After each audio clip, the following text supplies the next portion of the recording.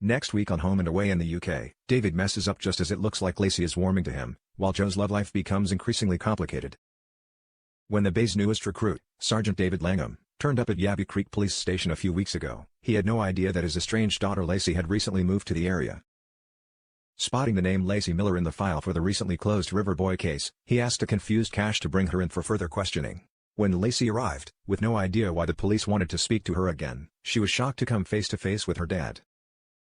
It transpired that Lacey had left the family home some 6 months earlier, and had begun using her mom's maiden name to honor her memory. Lacey had left after the death of her mother, leaving behind Dad David and sister Jo. Lacey's mom died in a car accident, the passenger in a car Jo was driving, and Lacey blames Jo for her death. What's more, she believes that David used his powers to cover up the accident, meaning Jo didn't face any consequences. However, to David and Jo, the crash, of which Jo doesn't remember the cause, was just a tragic accident. Since David and Jo arrived in the Bay, Lacey has kept them at arm's length, and has refused to engage with them. When Jo tried to talk to Lacey at the surf club, their discussion ended up spilling out into the parkland, where Lacey punched her sister after she refused to back down. Next week, the drama continues for the Langham family, as David prepares to give Lacey some news which he knows is likely to upset her. His first attempt fails, as Lacey makes it clear to him that she's got every intention of pretending that he doesn't exist. He corners Theo as he heads up the beach from a surf lesson, and warns him that he's readying himself to deliver Lacey some tough news, and asks if he can be around to look out for her in the aftermath. As Lacey watches on from a distance, she feels betrayed by Theo, who appears to be getting on well with her estranged father. When she confronts Theo at Salt, he defends himself as he tries to explain what really happened, but as their conversation heats up, David arrives. Lacey immediately spots what he's brought with him, her suitcase. As she asks him what he's doing with it, he finally breaks the news to her. He's sold their family home. He's collected some of the things he thought she'd like to keep, and he's here to give it to her. Later that evening, a shell-shocked Lacey sits with Theo at the diner apartment, readying herself to go through her childhood keepsakes. The first thing Lacey is confronted with is a photo of her family in happier times. "I just miss her so much," she tells Theo as she fights back the tears. The exercise ends up being quite cathartic, and even works to bring Theo and Lacey closer as he discovers some surprising facts from her childhood. She used to sleep with a Teddy every night, was on the netball team, and was the student council president. She and Jo were also obsessed with ballet when they were kids, a far cry from the car enthusiast girlfriend of a river boy he met just a few months ago.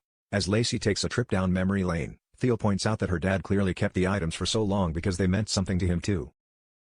His words have the desired effect on Lacey, and she sends her dad a text the following morning, asking to meet. When the two meet up by the beach, David apologizes for how he handled the sale of the house. Lacey can't understand how he could sell the one place which held so many memories of her mom, but David explains that they couldn't stay there any longer, it was simply too painful. That's why he moved to Summer Bay, for a fresh start. Lacey finally begins to thaw as David assures her that their mom's memory will always live on in their hearts. As they relive old memories, Lacey even manages to raise a smile. However, when Lacey happily tells David that she found her ballet shoes in the bottom of the suitcase, David responds by bringing up the memory of how they took her to the dance shop to choose them. Lacey interrupts, "That wasn't her, that was Jo." Upset that her dad has mistaken her for the sister she wants nothing to do with, any chance of the pair repairing their bond is instantly shattered. As Lacey storms off, is there anything David can do to fix the relationship with his daughter? Elsewhere, Jo has plenty of drama of her own next week, as she tries to get closer to new love interest Tane. The pair got off to a frosty start when Tane tried to help her with her car troubles when he found her broken down at the side of the road.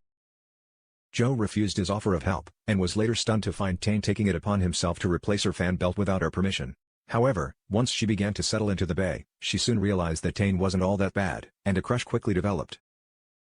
After some words of encouragement from Dad David, who'd pointed out that she could do with some friends her own age, she decided to ask Tane out on a date. Things were looking good for the pair as they met up at Salt last week, that is, until Harper turned up, in need of a babysitter and angry that Tane had been ignoring her calls. Their date came to a swift end as Jo realized that Tane had a baby, and Tane was forced to head home to look after Archie.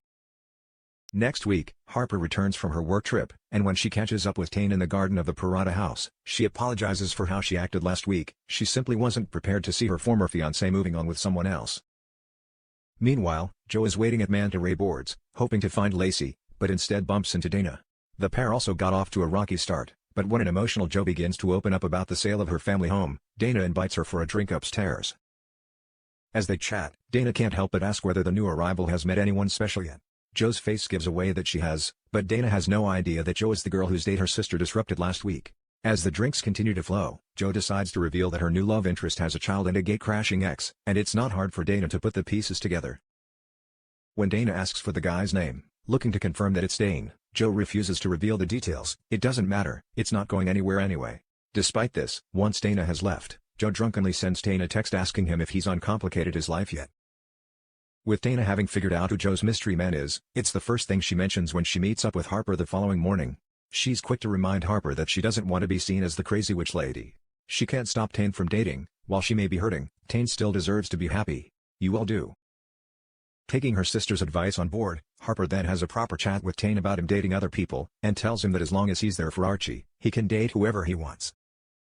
Harper then seeks out Jo at the diner, and clears the air with her too. She fills Jo in on some of her and Tane's history, including the fact that they called off their wedding on the day of the ceremony, before telling her that Tane is a great guy and clarifying that he is indeed single.